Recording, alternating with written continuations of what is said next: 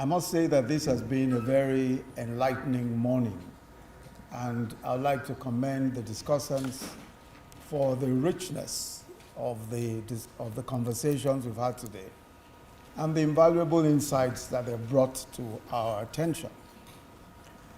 I'm struck by the common threads in all the discussions: empathy, love, justice, fairness. A great deal of our interreligious dialogue tend to focus on mediating the differences between various religions, creeds, and our various positions. This is absolutely necessary. However, I sometimes feel that we don't speak enough about the common threads and those common things that bind us. As a matter of fact, Professor was about to speak about some of them before he was cut short a few moments ago. That all human beings, regardless of faith or ethnicity, desire much the same things: to be valued, to be loved, to be treated with dignity and fairness, to possess at least the basics of life: food, shelter, clothing, sufficient for self and family. As we've heard, from the first panel, the golden rule: love thy neighbor as thyself, or do unto others as you'd have them do unto you. This rule occurs in practically every major religion and even in some iterations of secular constitutions. You find that this is a common thought. And it's significant that there is a truth which all adherents of different faiths, and even those who say they do not believe in God, can confidently claim belongs specifically to their own creed or to their own way of thinking, or collectively, as people of faith, or as those who even have no faith. Treating people the way we'd like to be treated imposes a moral obligation on us to put ourselves in the other person's shoes before we act. This is the very definition, in my view, of empathy. For those of us who are Christians, an understanding of the gospel of Jesus Christ, for example, reveals that Christianity is not, in fact, a religion. It is the establishment of a relationship of love and forgiveness and reconciliation between God and man. But central to that message is that we are required to love God and then our neighbors as ourselves. But the gospel goes on to say that it is a liar who says that he loves God but hates his neighbor. So the whole essence of the love of God itself is demonstrated in the love of one's neighbor. But love is a sacrificial act. It requires self-sacrifice, which is why what Imam Abu Bakr Abdullahi did is deeply exemplary. When a band of herdsmen, as they were described, came into his village to kill Christians, he put them in the mosque and in his home. And not just that, when they insisted that they were going to go in the mosque and his home to kill the Christians, he said they had to kill him first. He put his life on the line for what he believed. And our religious leaders must accept that this is the true demonstration of leadership. We must go beyond rhetoric, beyond talking about tolerance. We must make the sacrifices that are required. And this is the real challenge of leadership: leading rather than following. Preaching hate and suspicion attracts more attention, and that's the truth, and more popularity. So you don't need great leadership for that. You need great leadership to tell people to love those who hate them, to tell people to pray for those who curse them, to respond to hate with love, and to show compassion and understanding to people of other faiths. That's what we need great leadership for. That's what we need our religious leaders to do. The easiest thing in the world is to preach suspicion. There's already enough suspicion. The fact that you belong to different beliefs already creates the basis for suspicion. And if we play those fault lines, if we make it easy for those fault lines to be perpetrated, then we can't describe ourselves as true leaders. Recently, I had the privilege of addressing young Muslims and Christians in a ceremony quite similar to this, an event quite similar to this.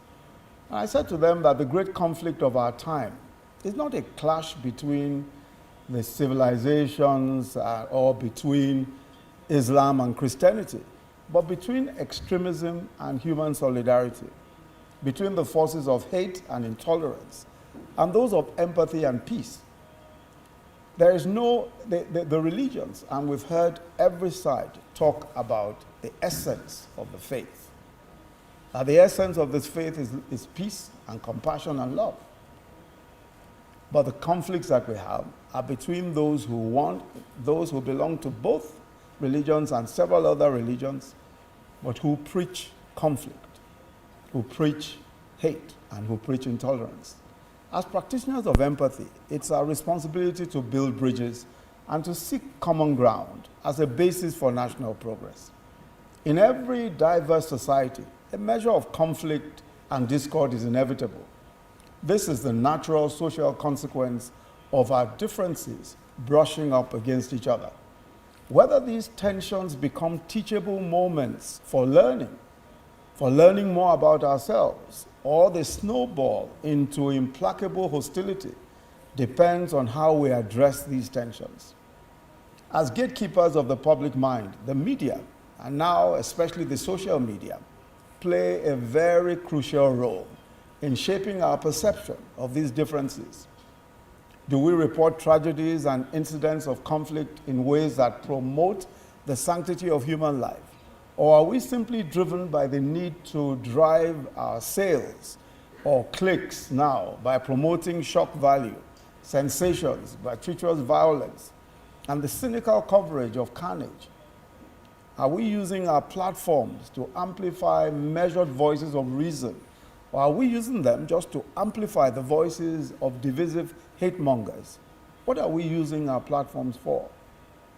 One key lesson in terms of media reportage of conflicts is that we must avoid the temptation to demonize whole groups by judging them by their most extreme fringes.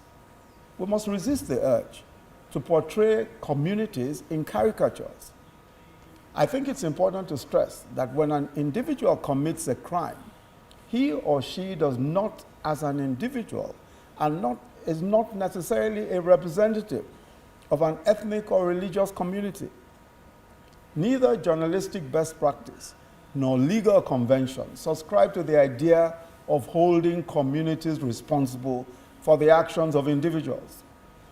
And this cycles back to the golden rule. Are we portraying the subjects of our reportage as demons? Are we demonizing them?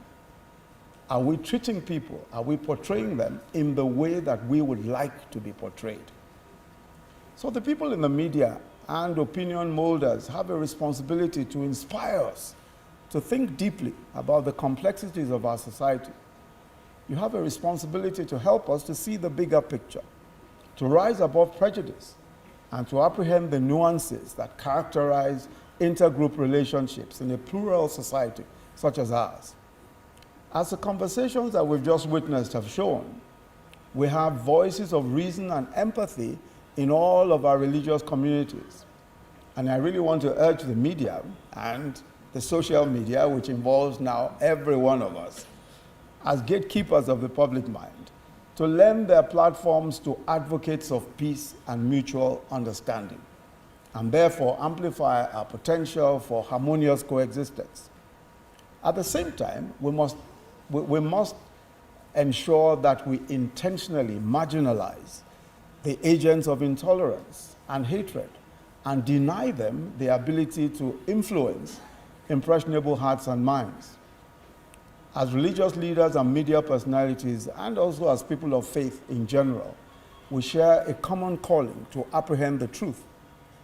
One truth that our diverse moral traditions agree on is the golden rule. And it is in many respects the primary ethic. And as we commit to practically living it out, we will become a kinder, safer, and more peaceful world, and we will be able to bring even a more peaceful world into being. I want to say in particular about social media that we absolutely need to be careful with our use of social media.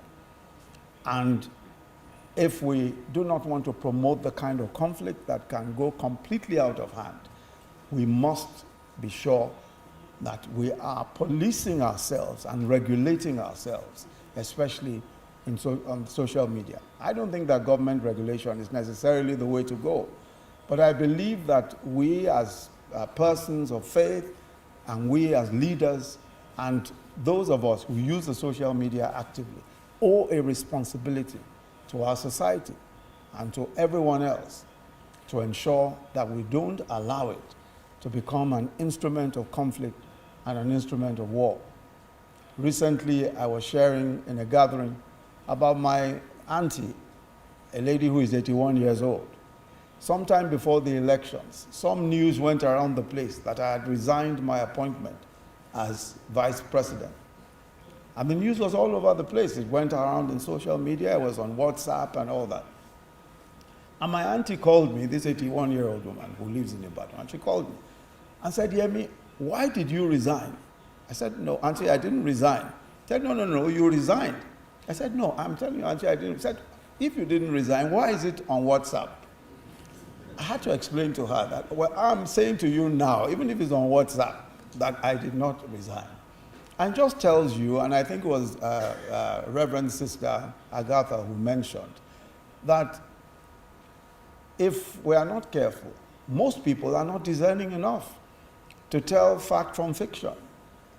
And no matter what it is, and depending on what it is that you are spreading, if you choose to spread the kind of news that can create real conflict, and religious misinformation is the worst sort. It can create the kind of conflict that can completely get out of hand and jeopardize all of our lives, livelihoods, and properties and everything. So I really want to say to us that it is important that we keep self-regulating and we keep ensuring that we don't lend our platforms for those who have those platforms to people who will promote conflict. I'd like to join others in commending His Excellency the Ambassador, who is a true believer in peace and tolerance, for hosting this dialogue. A few weeks ago in Lagos, he hosted the UAE Nigeria Cultural Day, where we celebrated the brotherhood of our countries through the arts. In you and the good people of the UAE, we are delighted to say that we have true partners for peace. I want to thank everyone for listening, and thank you very much for participating in this dialogue. God bless you.